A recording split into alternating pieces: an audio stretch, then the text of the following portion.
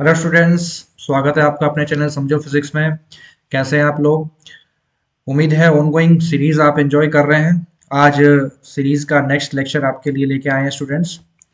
आज vector analysis पे based कुछ प्रॉब्लम्स हम लोग करने वाले हैं। तो प्रीवियस लेक्चर में हमने वेक्टर एनालिसिस को कंप्लीट किया था स्टूडेंट्स। तो अभी तक आपने अगर वो वीडियोस नहीं देखी हैं तो देख लीजिए, तभी प्रॉब्लम्स समझ में आएंगी।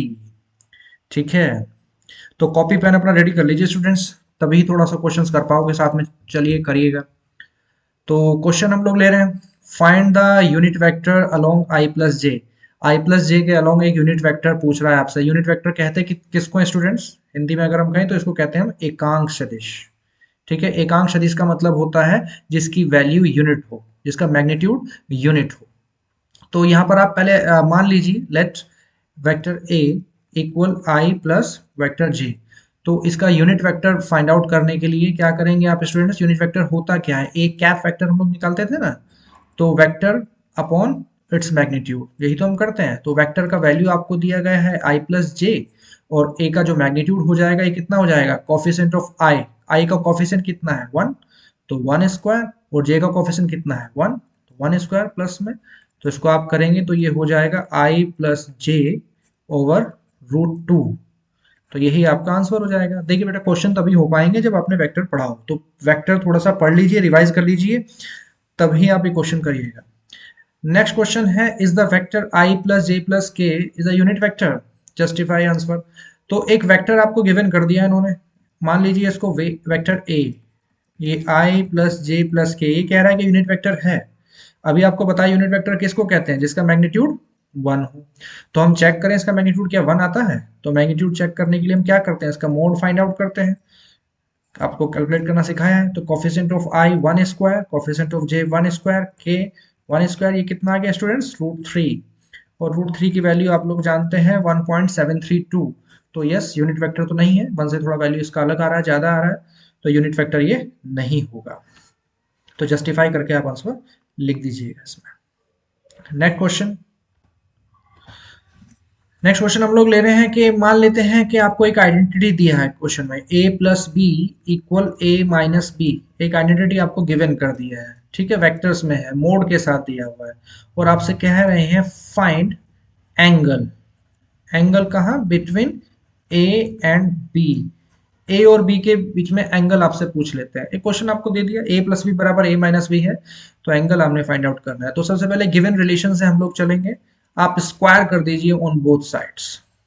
ठीक है, जो भी गिवन कंडीशन है उसमें आप क्या करें? स्क्वायर कर दीजिए ऑन बोथ साइड्स, दोनों तरफ। तो दोनों तरफ जब आप स्क्वायर करेंगे तो आपको आइडेंटिटी मिलेगी यहाँ पर a प्लस बी वैक्टर्स है, square a minus B square. Solve करिए। ए प्लस बी की आइडेंटिटी क्या होती है होल स्क्वायर में?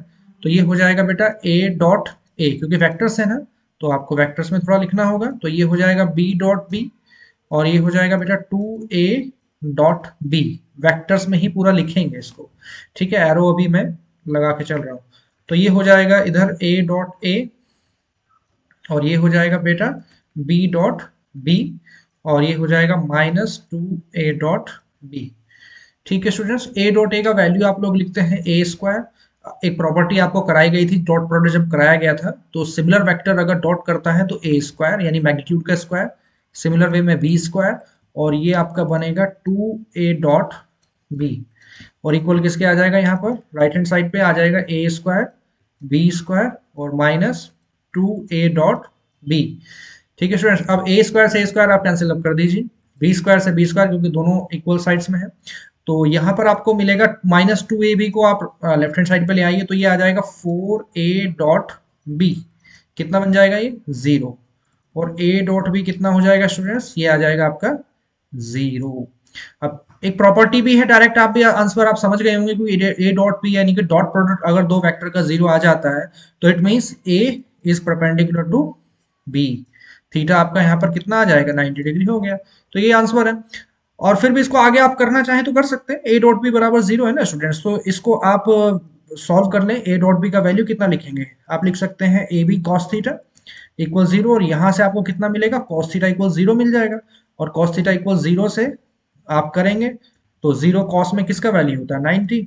तो एंगल कंपेयर करेंगे, और यहाँ से थीटा कितना आ जाएगा 90। तो यहाँ से भी आप इसको देख सकते हैं। ठीक है, उम्मीद है समझ में आया होगा। तो एंगल हमने फाइंड आउट किया, दो वेक्टर्स जहां पर एक आइडेंटिटी उन्होंने गिवन किया था आपको a plus B equal a minus B. ठीक है, इसको नोट भी करते रहिए। नेक्स्ट नेक्स्ट कह रहे हैं कि find the component of vector a along vector b।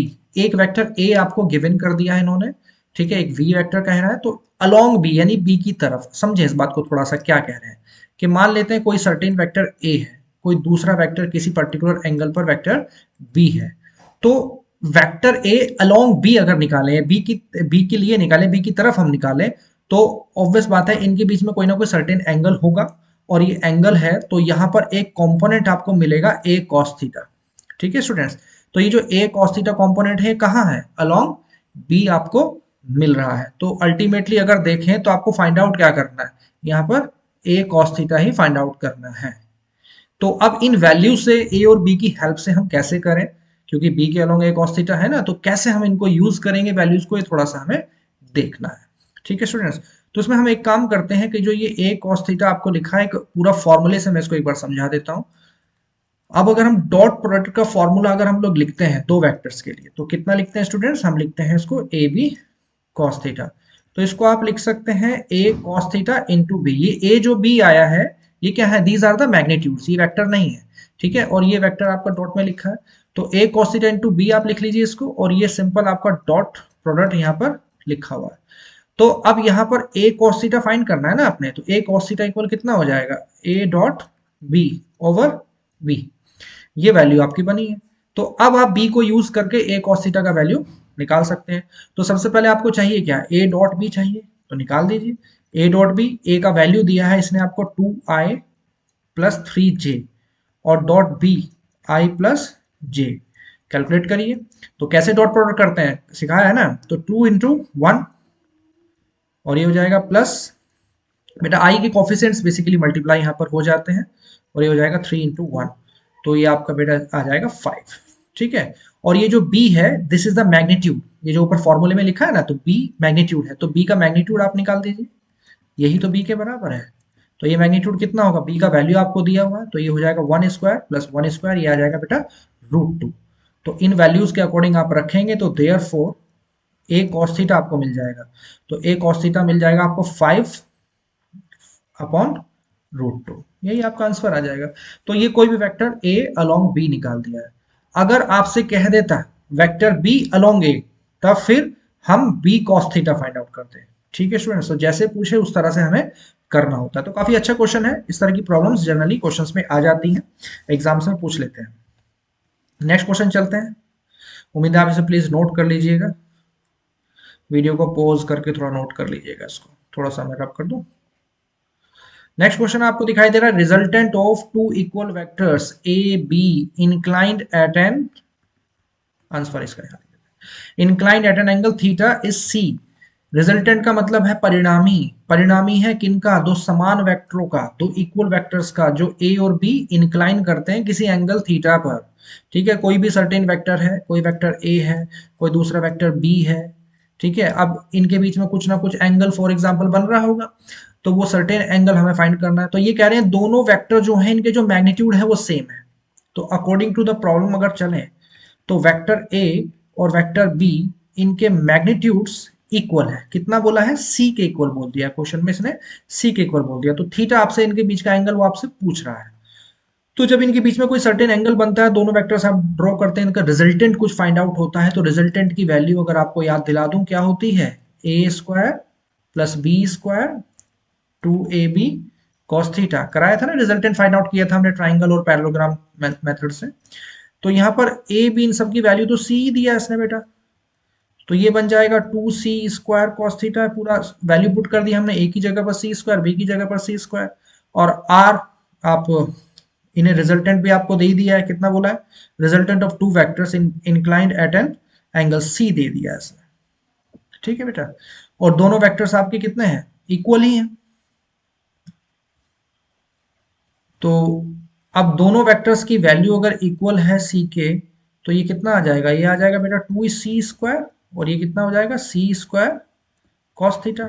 और ये सी के इक्वल है, दोनों सॉल्यूशन करें, सी कॉमन आ जाएगा, राइट हैंड साइड से सी कैंसिल आउट हो जाएगा, तो यहाँ पर आपका कितना बचेगा स्टूडेंट्स, ये बचेगा 2 प्लस 2 कॉस थीटा। इसका सॉल्यूशन थोड़ा सा यहाँ कर लेते हैं, दोनों तरफ की स्क्वायरिंग करेंगे ना, तो 1 इक्वल कितना आ जाएगा, 1 इक्वल आ जाएगा 2 प्लस 2 कॉस थीटा। ये कैंसिल आउट करेंगे तो कॉस थीटा का वैल्यू कितना आ जाएगा, -1/2, और 1/2 कॉस में किसका वैल्यू होता है स्टूडेंट्स, ये होता है 120 के लिए। तो यहाँ पे थीटा कितना आ गया, 120 डिग्री आपका आंसर हो जाएगा। ठीक है, तो सिंपल सी बात है, इन्होंने बोला था resultant of two equal vectors A and B inclined at triangle is C, तो सी बोला, थीटा का वैल्यू आपसे पूछ रहा था, और दोनों वेक्टर आपके कैसे थे, इक्वल थे, जो कि सी के ही इक्वल थे, इन्होंने बोला था। नेक्स्ट चलते हैं। नेक्स्ट क्वेश्चन में कह रहे हैं two vector acting in opposite direction, opposite direction में एक्ट कर रहे हैं, उनका रिजल्टेंट कितना है, 10 यूनिट्स है। अपोजिट डायरेक्शन में एक्ट करने का मतलब होता है अगर दो वेक्टर हमारे पास हैं ए और बी, तो एक वेक्टर आपका फॉर एग्जांपल राइट हैंड पे जा रहा है और दूसरा वेक्टर आपका लेफ्ट हैंड पे जा रहा है, उनके बीच में जो एंगल बनना चाहिए कितना बनेगा, ये बनना चाहिए 180 डिग्री का। तो इनका रिजल्टेंट आपसे कह रहा है 10 यूनिट्स है। तो जब अपोजिट वेक्टर्स होते हैं तो इस केस में इनका रिजल्टेंट कितना होता है, ये हम लोग प्रॉपर्टी से किया हुआ है, ए माइनस बी हम लोग लेंगे। ठीक है, ये इक्वल इन्होंने 10 यूनिट्स बोल दिया है। ठीक है बच्चे, तो सिंपली मैग्नीट्यूड का ही डिफरेंस इसको हम लिख देते, तो वेक्टर लगाने की भी जरूरत यहाँ पर नहीं है। If they act right angles, अगर राइट एंगल पे आ जाते हैं तो राइट एंगल पे इनका रिजल्टेंट कितना बन जाता है, राइट एंगल पे फॉर्मूले के अकॉर्डिंग चलें तो A square plus B square plus आता है ना 2ab कॉस, यहाँ पर कितना लिखेंगे 90, और cos 90 का वैल्यू होता है 0, तो ये हो जाएगा A square plus B square, और आर का वैल्यू कितना है बच्चे, आर का वैल्यू बोल दिया इसने 50। तो एक इक्वेशन आपकी ये बन जाएगी और एक इक्वेशन यहाँ से बन जाएगी, तो यहाँ से आ जाएगा A square plus B square, इसको बोल देंगे 2500, स्क्वायर कर देंगे ना दोनों तरफ से, दो इक्वेशन। अब इन दोनों इक्वेशन को सॉल्व करना है आपने और ए और बी फाइंड कर लेना है, कर सकते हैं आराम से, फिजिक्स नहीं अब सिर्फ मैथमेटिक्स का काम रह गया। तो आइडेंटिटीज का यूज करके कर सकते हैं इसको, आप अलग अलग तरीके हैं करने के, यहाँ से आप सब्सटीट्यूशन मेथड भी लगा सकते हैं, ए का वैल्यू निकालो इधर रख दो तो भी आ जाएगा। ठीक है, और या फिर आप एक और मेथड है, थोड़ा मैं इसको आपको करा देता हूँ, थोड़ा देख लीजिए। तो आप सबसे पहले एक काम कीजिए, एक आइडेंटिटी यहाँ पर बना लीजिए। अगर हम ए माइनस बी की आइडेंटिटी अगर ओपन करें तो ये कितना आ जाएगा, ये आ जाएगा A square plus B square और माइनस 2ab। तो यहाँ से आपको ना a माइनस बी का वैल्यू दिया हुआ है, तो 10 स्क्वायर है, और a square plus B square का भी पूरा वैल्यू आपके पास है 2500, और यहाँ से a भी आप फाइंड आउट कर लीजिए। तो a भी जब फाइंड आउट करेंगे इसको तो सॉल्व करेंगे कितना आ जाएगा, 2ab इधर आएगा तो ये आ जाएगा 2400/2, और ये आ जाएगा 1200। तो ए बी का वैल्यू आया, इसको निकाला इसलिए हमने कि एक सिंपल सी इक्वेशन हमारी बन जाए। कैसे बनेगी, एक आइडेंटिटी हम लोग जानते हैं, अगर ए प्लस बी होल स्क्वायर हम लोग ओपन करें तो इसको लिख सकते हैं हम A minus B whole square minus sorry 4 plus 4ab, इतना लिख सकते हैं। तो इस आइडेंटिटी का आप यूज कर लीजिए, तो a माइनस बी आपको 10 दिया था, स्क्वायर है तो 100 हो जाएगा, और ये आ जाएगा 4 इंटू ए बी है बेटा 1200। इसको थोड़ा यहाँ देखेंगे, तो a plus B whole square आप सॉल्व करेंगे तो आ जाएगा 100, और प्लस तो बेटा हो जाएगा 4800। इसको थोड़ा सा सॉल्यूशन करेंगे तो ये आ जाएगा 4900। तो ये a plus B whole square आ गया ना बच्चे, तो यहाँ से a प्लस बी का वैल्यू आपको मिल जाएगा, कितना मिलेगा 70। तो एक इक्वेशन बन गया। एक इक्वेशन आपकी फर्स्ट बना था, फर्स्ट और थर्ड से चल लीजिए, a माइनस बी कितना है 10 है, तो उसका सॉल्यूशन आप करेंगे तो ये आपको मिल जाएगा 2a, और a यहाँ से आ जाएगा 40। अब a 40 आ गया तो b कितना आ जाएगा, पुट करेंगे वैल्यू 30 आ जाएगा। तो यही आपसे पूछ रहा था, calculate the magnitude of the vectors, तो a का और b का वैल्यू आपका निकल गया, एक आपका वैल्यू कितना आ गया है 40 आ गया, और दूसरा कितना आ गया 30 आ गया। तो ऐसे आइडेंटिटी यूज करके आप कर लेते हैं, बाकी सब्स्टिट्यूशन मेथड भी है उसको भी यूज करके आप कर सकते हैं। हालांकि कुछ डायरेक्ट मैथमेटिक्स होती है, थोड़ा डायरेक्ट रूल्स होते हैं जिनकी हेल्प से भी हम निकाल लेते हैं, जो कंपटीशन में जनरली हम यूज करते हैं, क्योंकि यहाँ पर हमें थोड़ा प्रेजेंट करना है अपनी आंसर शीट्स में, तो थोड़ा करके दिखाना आपको पड़ेगा। नेक्स्ट है two forces of 5 kilogram acting at an angle 120 degree, calculate the magnitude and direction of the resultant force. Simple सी बात है, दो फोर्सेस बोल दी है इन्होंने, F1 और F2, दो फोर्सेस है, दोनों का मैग्नीट्यूड कितना बोला इन्होंने, kgf। kgf में दिया हुआ है, इसको न्यूटन में कन्वर्ट करने की जरूरत यहाँ नहीं पड़ेगी, इसको kgf में ही रहने दीजिए। हालांकि अगर न्यूटन में कन्वर्ट करना होता है तो आप क्या करते हैं, जी का मल्टीप्लाई कर देते हैं, तो ये न्यूटन में आ जाता है। फिलहाल आप इसी को लेके चलिए। Calculate the magnitude and direction of the resultant force. तो मैग्नीट्यूड कैसे निकालते हैं बेटा इसका, रिजल्टेंट के लिए, रिजल्टेंट फोर्स कितना होगा दोनों का, तो वो होगा हमारा F1 square plus F2 square, 2F1 F2, और कितना रखेंगे बेटा इसको, कॉस, कितना एंगल इनके बीच में, 120 डिग्री, ये बोला इन्होंने। तो F1 दोनों 5 है, तो 5 स्क्वायर और यहाँ पर आ जाएगा 2 इंटू 5 स्क्वायर, सीधा मैं 25 कर दूंगा, और cos 120 का वैल्यू होता है -1/2। इसका थोड़ा सॉल्यूशन, 2 से 2 कैंसिल कर दिया हमने, तो 5 स्क्वायर होगा 25, 5 स्क्वायर 25, और यहाँ पर माइनस आप कितना रखेंगे, 25। तो सॉल्व होकर के 25 ही बचेगा ना बेटा, एक 25 से 25 सब्ट्रैक्ट कर दीजिए, सिंपल सी कैलकुलेशन है। तो 5 यहाँ पर आ जाएगा, स्क्वायर हेड से बाहर आप निकालेंगे तो यू विल हैव द 5। ये 5 क्या आ रहा है बेटा, केजीएफ में ही इसको आंसर करिए आप। तो मैग्नीट्यूड इतना आपको मिल गया।